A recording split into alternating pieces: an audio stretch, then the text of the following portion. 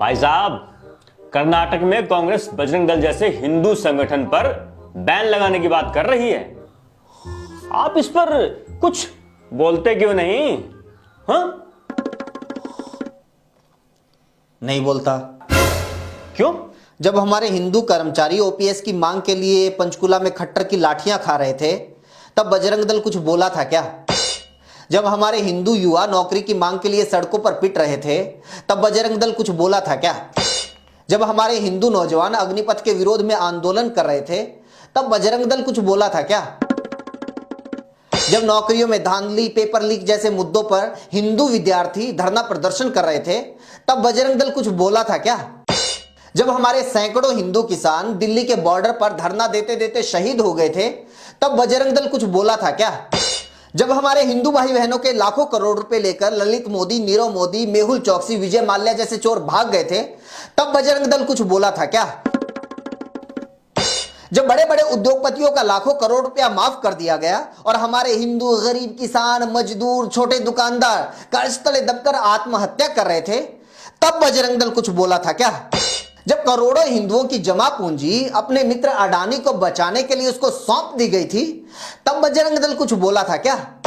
जब कोरोना में लाखों हिंदू बिना ऑक्सीजन, बिना इलाज, बिना दवाइयों के मर रहे थे, तब बजरंग दल कुछ बोला था क्या?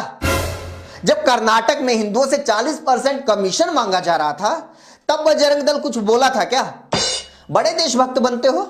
फरवरी 2017 में आपके आज के बड़े नेता ज्योतिरादित्य सिंधिया ने प्रेस कॉन्फ्रेंस करके बोला था कि बजरंग दल तो वो संगठन है जो मुंह में राम और बगल में छुरी रखता है, क्योंकि एटीएस ने पाकिस्तान के लिए जासूसी करने वाले 11 लोगों को पकड़ा था। ये लोग टेलीफोन एक्सचेंज के आड़ में मुखबिरी का धंधा कर रहे थे।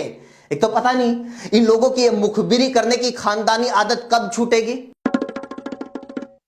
ज्योतिरादित्य सिंधिया ने कहा था, देशद्रोहियों का रिश्ता देश के बड़े राजनीतिक दल भारतीय जनता पार्टी के साथ जुड़ा पाया गया है। भारतीय जनता पार्टी विश्व की पहली आईएसआई सर्टिफाइड पार्टी बन चुकी है, क्योंकि पकड़े गए 11 में से 3 लोग सीधे भाजपा के साथ जुड़े हुए थे। ध्रुव सक्सेना भाजपा युवा मोर्चा का सदस्य रह चुका था और आईटी सेल का संयोजक था।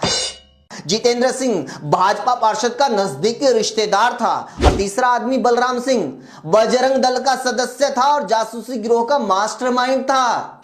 बता, तब देश के साथ इतनी बड़ी गद्दारी हो रही थी, बजरंग दल कुछ बोला था क्या?